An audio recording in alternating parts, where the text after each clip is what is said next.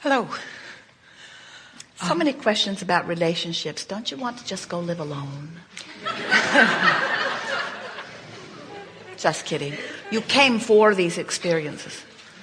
I've been practicing deliberate creation for 12 years, and I've Do you had live alone? No. I've been connected and created castles, and I've been disconnected and I've created big, huge messes. And it's just wonderful to go through life with a continuum of growing consciousness, and thank you very much for that. Anyways, my question today is, it's about a co-creation. And in a moment when I was connected, I bought a penny stock. And this stock has sat basically doing nothing for quite a few years.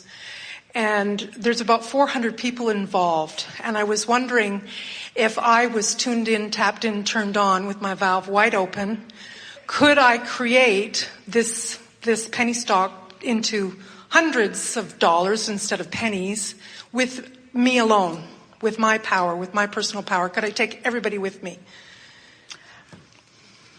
Yes, because you have the power to focus upon what you want in a way that the universe will accommodate you. So as you live life and you set forth that intention, it becomes, and then it's just a matter of you getting up to speed with it.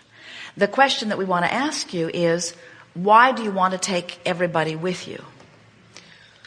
Well, because my understanding is that there's a group of people that have bought the stock when it's low. Yes. And we're all sitting around waiting for it to grow. And what will make it grow?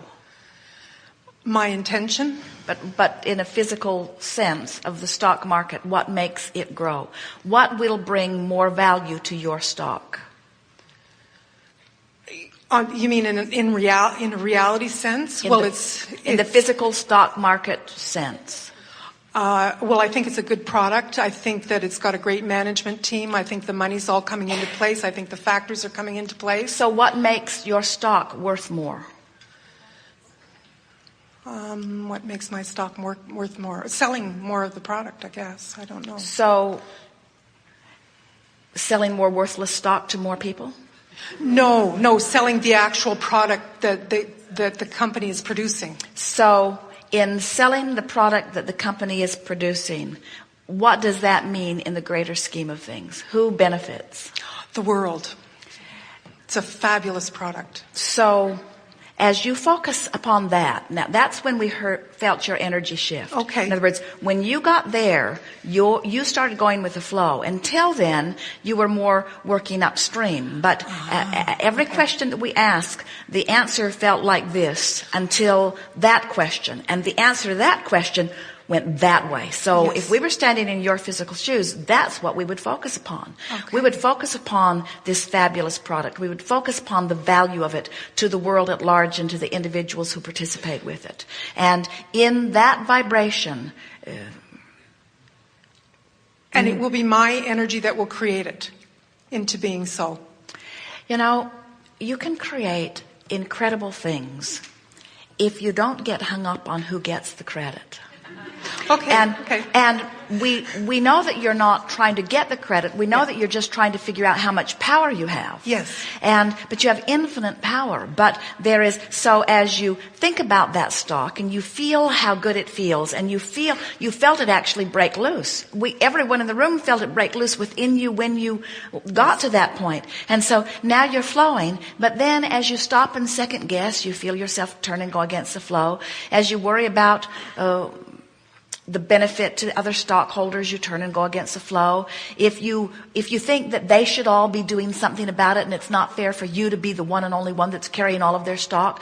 In other words, so I lie in my bed and I do 100% of the envisioning and then they all get rich. That hardly seems fair, going against the flow. Right, yes. It's just a co-creation situation. Is, you know, if you're the one that's holding the light, Well, can you take the company to that place? Yes, you can. But okay. here's the thing. Okay. You have to disengage from what the company is doing, because you can't focus upon the company in its stagnation and the company in its progress at the same time. It's one choice or the other. You can't have it both ways, you see. And so as you see it as you want it to be, you have to become one who only sees something as you want it to be. And one who is in alignment with desire is more powerful than millions who are not. Okay. In other words, you can carry things far. Now let's take this away from something where there are a lot involved, and let's just talk about co-creating with one other person.